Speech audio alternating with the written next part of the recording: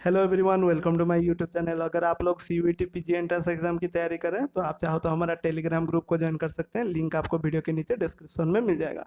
वहाँ पे daily basis पे फ्री क्विजेस वगैरह होते हैं, तो अगर आप चाहो तो अपने प्रैक्टिस के लिए वहाँ पे पार्टिसिपेट कर सकते हैं। तो साथ में अगर आप लोग सीयूईटी बॉटनी या फिर जूलॉजी के लिए तैयारी करें तो आप लोगों को मेरे चैनल पर ढेर सारे एमसीक्यूज मिल जाएंगे उसके रिलेटेड, बॉटनी एंड जूलॉजी के लिए। और साथ में डिफरेंट डिफरेंट यूनिवर्सिटी के एंट्रेंस पेपर भी सॉल्व किए गए वीडियोस मिल जाएंगे, तो एक बार उन्हें भी चेक जरूर कीजिएगा। तो देखिए, आज इस वीडियो में हम डिस्कस करने जा रहे हैं, हमने जो सीयूईटी पीजी एंट्रेंस का सीरीज को शुरू किया था आज उसको कंटिन्यू कर रहे हैं। हम यूनिट 3 को आज डिस्कस करने जा रहे हैं। ऑलरेडी हमने यूनिट 1 एंड 2 को कंप्लीट कर लिया है, और उसके अंडर में जो है structure and function of protein, उसके कुछ मोस्ट इंपॉर्टेंट एमसीक्यूज एंड उसको आंसर को बहुत ईजी वे में एक्सप्लेन करने वाले हैं, इसलिए वीडियो को पूरा जरूर देखिएगा। और ये हमारा वीडियो नंबर पार्ट नंबर 7 है। हमने ऑलरेडी 6 पार्ट कंप्लीट कर लिया है, तो अगर आपने वो सारे वीडियोज को भी अगर चेक नहीं किया है तो आप चाहो तो चैनल का प्लेलिस्ट में या फिर यहाँ पे आई बटन पे भी चेक कर सकते हो। तो वीडियो अगर पसंद आए तो जरूर लाइक शेयर सब्सक्राइब कीजिएगा। थोड़ा सा सिलेबस के ऊपर नजर डालते हैं। हमने यूनिट 1 को कंप्लीट कर लिया, यूनिट 2 को कर लिया।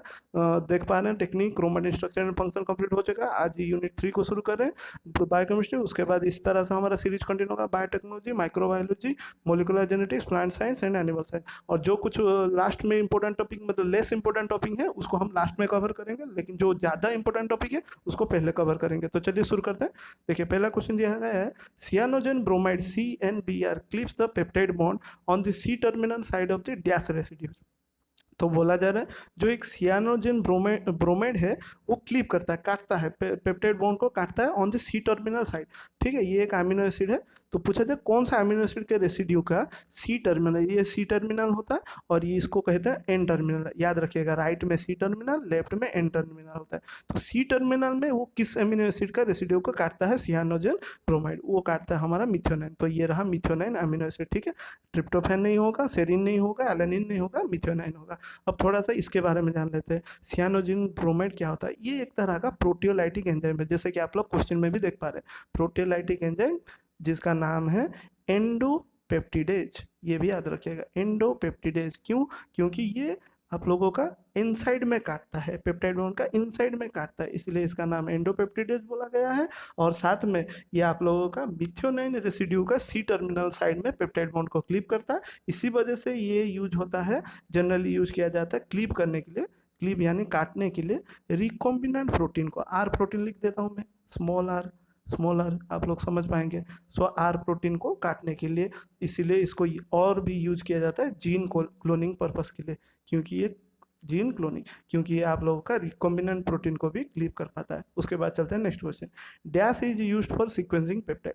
पेप्टाइड को सीक्वेंस करने के लिए कौन सा टेक्निक यूज किया जाता है? X ray crystallography, spectrophotometry, NMR spectroscopy, या फिर मास स्पेक्ट्रोमेट्री। तो इसका जो राइट आंसर है वो मास स्पेक्ट्रोमेट्री। और मास स्पेक्ट्रोमेट्री के बारे में थोड़ा बता दो, ये जनरली यूज किया जाता है मास अपन चार्ज। ठीक है, मास अपन चार्ज रेशियो को नापने के लिए। ठीक है, मास अपन चार्ज रेशियो को नापने के लिए। और ये यूजुअली यूज किया जाता है गैस क्रोमाटोग्राफी में, गैस क्रोमाटोग्राफी में। ठीक है, साथ में ये सीक्वेंसिंग ऑफ पेप्टाइड के लिए भी यूज होता है। इस वजह से इसको एक बहुत फेमस नाम दिया गया है, वो उसका नाम है आप लोगों का प्रोटीन प्रोटीन मास फिंगर प्रिंटिंग। ये याद रखिएगा, मास स्पेक्ट्रोमेट्री को यूज किया जाए फिंगर प्रिंटिंग। ठीक है, फिंगर प्रिंटिंग इस वजह से, क्योंकि ये आइडेंटिफाई प्रोटीन को कर पाता है, साथ में आप लोगों का पेप्टाइड को सीक्वेंसिंग कर पाता है, इसीलिए इसको कहा जाता है प्रोटीन मास फिंगर प्रिंटिंग। चलते हैं next question. A protein molecule contains amino acid residues and not amino acids because when A peptide bond is form dash is lost. अच्छा, यहाँ पे बोला गया, क्वेश्चन को थोड़ा समझिएगा कि एक जनरली प्रोटीन क्या होता है। प्रोटीन एक long chain of amino acid join together with the help of peptide bond होता है, आप लोग जानते हैं। तो यहाँ पे बोला जाए, आप जब एक प्रोटीन मॉलिक्यूल को देखोगे आपको अमीनो एसिड के रेसिड्यूज मिलेंगे, कभी भी आपको अमीनो एसिड नहीं मिलता, नॉट अमीनो एसिड देखने को मिलता है। क्यों? क्योंकि जब व्हेन पेप्टाइड बॉन्ड बनता है तो क्या लॉस्ट होता है, बनता है तो क्या लॉस्ट होता है? तो यहाँ पे सिंपल सा आंसर है नाइट्रोजन मॉलिक्यूल, हाइड्रोजन मॉलिक्यूल, या फिर ऑक्सीजन, या फिर वाटर मॉलिक्यूल। सिंपल सा आंसर है वाटर मॉलिक्यूल आप लोगों का लॉस्ट होता है, तब जाके एक पेप्टाइड बॉन्ड बनता है। तो देखिए कैसे होता है। मान लीजिए ये एक अमीनो एसिड है, उसका हमेशा सी टर्मिनल में आप लोगों को हाइड्रोजन, ठीक है, उसका हमेशा सी टर्मिनल या फिर एक अमीनो एसिड का हाइड्रोजन हमेशा फ्री रहता है और इधर OH फ्री रहता है, ठीक है। उसी तरह दूसरे अमीनो एसिड का OH इधर फ्री रहता है और इधर हमारा H फ्री रहता है, यानी एक तरह का हाइड्रोजन आटम फ्री रहता है एक अमीनो एसिड का, दूसरी तरफ हाइड्रोक्सिल ग्रुप फ्री रहता है दूसरे अमीनो एसिड का। तो ये जब मिलते हैं तब एक वाटर मॉलिक्यूल लॉस्ट होता है और उसके बाद जो बॉन्ड बनता है उसको कहते हैं हम पेप्टाइड बॉन्ड। आई होप आप लोग क्लियर हो गया होगा, ये अमीनो एसिड, ठीक है। तो आप लोगों का जनरल हाइड्रोक्सिल ग्रुप किसका होता है, आप लोगों का कार्बोक्सिल ग्रुप का होता है, COOH का, ठीक है, कार्बोक्सिल ग्रुप का होता है। और ये जो आप लोगों का ये जो H होता है ना, ये आपका कार्बोक्सिल ग्रुप का हो गया, और ये जो H आप लोगों का हाइड्रोजन आटम बचा, ये आपका एमिनो ग्रुप का होता है। सो एक अमीनो ग्रुप और दूसरा कार्बोक्सिल ग्रुप को मिलकर एक वाटर लॉस्ट होता है और आपका एक पेप्टाइड बॉन्ड बनता है। आई होप आप लोगों को क्लियर हो गया होगा। उसके बाद देखिए, ए पॉलीपेप्टाइड चेन कंटेन्स 2 टर्मिनल। एक पॉलीपेप्टाइड चेन का 2 टर्मिनल होता है, ठीक है। ये मान लीजिए एक पॉलीपेप्टाइड चेन है, मैं थोड़ा सा अच्छे से बना पा रहा हूँ। 1 कार्बोक्सिल टर्मिनल जिसको हम C टर्मिनल कहते हैं, and the other amino terminal जिसको N terminal. Which of the following is true, ठीक है। हमें मालूम है एक जो चेन है उसका एक C टर्मिनल होता है जिसको कार्बोक्सिल टर्मिनल, और एक अदर होता है अमीनो टर्मिनल। तो इसमें से कौन सा ट्रू है? N terminal is synthesise last during translation, C terminal is synthesise first during translation, N terminal is represented on the right side and C terminal on the left side, या फिर N terminal is represented on the left side and C terminal on the right side. So इसमें जो जो right answer है वो है हमारा D, यानी कि आपको हमेशा N टर्मिनल जो है लेफ्ट साइड में देखने को मिलेगा और C टर्मिनल जो है, जो कार्बोक्सिल टर्मिनल है, वो आपको राइट साइड में देखने को मिलता है। ये हमेशा याद रखिएगा, क्योंकि जब ट्रांसलेशन होता है फर्स्ट अमीनो एसिड जाके अटैच होता है अमीनो ग्रुप में जो फ्री है, और लास्ट अमीनो एसिड जाके अटैच होता है आप लोगों का कार्बोक्सिल फ्री में, ठीक है। तो आप लोगों को हमेशा कार्बोक्सिल के एंड में फ्री देखेगा ये वाला, और यहाँ पे नाइट्रोजन लेफ्ट हैंड साइड में फ्री को मिलेगा, ठीक है। उसके बाद चलते हैं नेक्स्ट क्वेश्चन। पूछा गया the structure formed by joining of the amino acid by A peptide bond is called dash structure of A protein. बहुत ही सिंपल सा है, क्वाटरनरी, टर्शियरी, सेकेंडरी, प्राइमरी। इसका आंसर है प्राइमरी, यानी कि जो स्ट्रक्चर बनता है अमीनो एसिड को पेप्टाइड बॉन्ड से जोड़ने के बाद, सो ये प्रोटीन जो बनता है उसको प्राइमरी स्ट्रक्चर ऑफ प्रोटीन कहा जाता है, जो कि लीनियर होता है, ठीक है। उसके बाद देखिए, which of the following interaction is crucial for the primary structure of protein? Hydrogen bond, disulphide bond, van der Waal interaction, peptide bond. ये पहले तो है पेप्टाइड बॉन्ड, ये जो बाकी 3 बचे ना, ये बाद में आप लोगों को सेकेंडरी देखने को मिला, टर्शियरी, क्वाटरनरी, उनमें ये सारे इंटरेक्शन बॉन्डिंग देखने को मिलता है, लेकिन जो इनिशियल बॉन्डिंग होता है वो पेप्टाइड बॉन्ड से होता है, ठीक है। उसके बाद देखिए, which of the following factor is not responsible for the denaturation of a protein?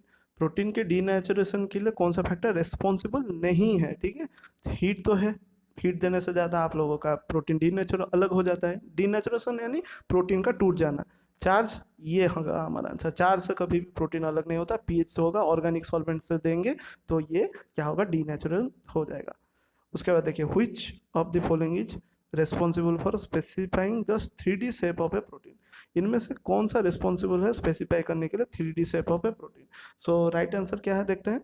The peptide bond, the amino acid sequence, interaction with other polypeptide, या फिर इंटरैक्शन विद मोलिकुलर चैपेरॉन। बहुत ही सिंपल सा है।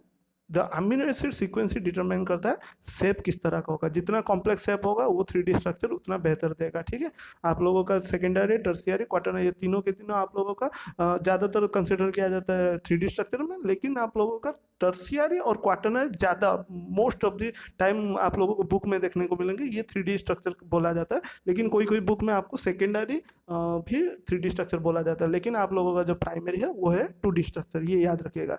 प्राइमरी आपका 2D स्ट्रक्चर है, बाकी secondary, tertiary, quaternary, ये तीनों के तीनों 3D में आता है। कोई कोई बुक में सिर्फ क्वाटरनरी और टर्शियरी को बोला गया है 3D स्ट्रक्चर, ठीक है। उसके बाद चलते हैं नेक्स्ट क्वेश्चन।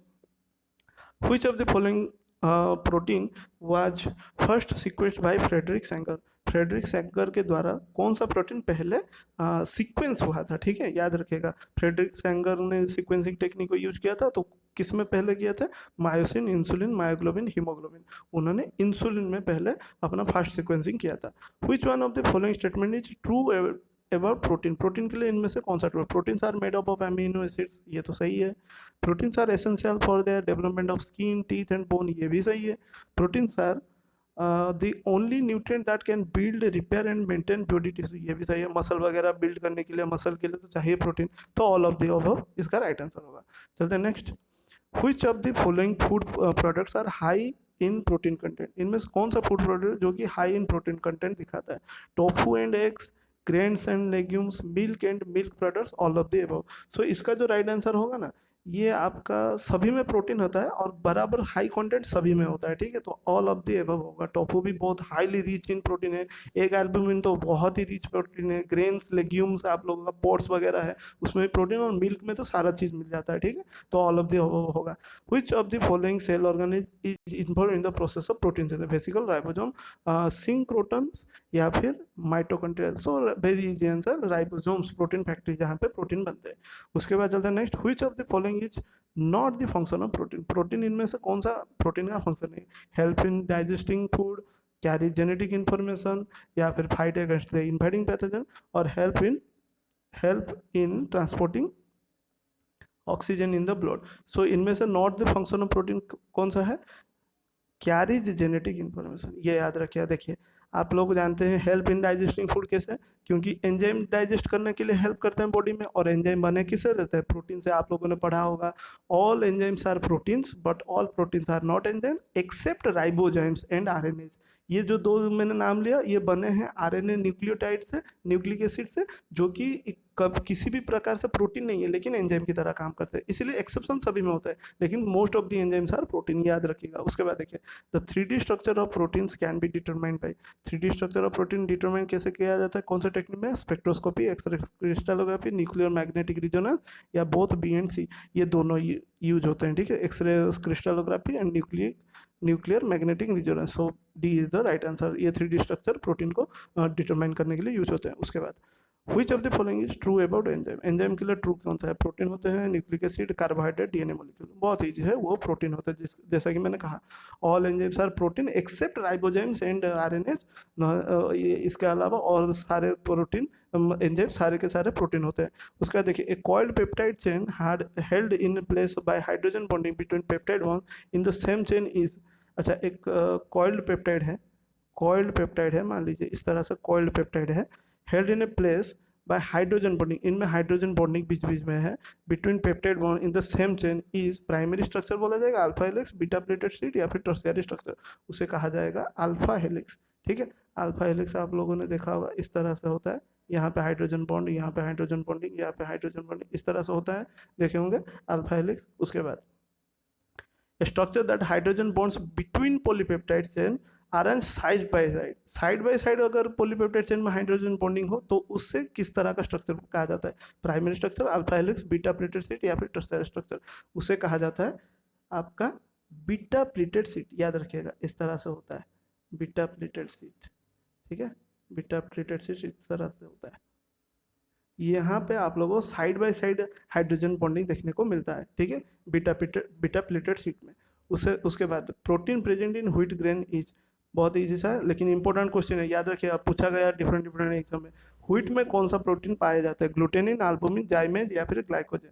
ये पाया जाता है ग्लूटेनिन, याद रखिएगा ग्लूटेनिन, ठीक है। व्हीट ग्रेन में जो प्रोटीन पाया जाता है उसे ग्लूटेनिन कहा जाता है। उसके बाद next, which out of this is protein occurs in nature? इनमें से कौन सा प्रोटीन है नेचर में पाया जाता है? इसको ना बनाना पड़ता है, मतलब सिंथेटिकली प्रोटीन नहीं है ये बोला जा रहा है। पॉलीइथिलीन, सेल्यूलोज, टेरिलिन, या फिर सिल्क एंड वूल? बहुत ईजी सा है, सिल्क एंड वूल, ये तो नेचुरल प्रोटीन है, नेचर बनाता है सिल्क वर्म, ठीक है। उसके बाद देखिए the highest concentration of cysteine can be found in, cysteine highest concentration में कहाँ पे पाया जाता है? मेलानिन, या फिर आप लोगों का केराटिन, कोलाजन, मायोसिन? सो राइट आंसर है केराटिन। आप लोगों का जो हेयर एंड नेल प्रोटीन है, ठीक है, हेयर एंड नेल में ये जो प्रोटीन पाया जाता है उसमें आप लोगों को हाईएस्ट कॉन्सेंट्रेशन ऑफ सिस्टीन देखने को मिलता है।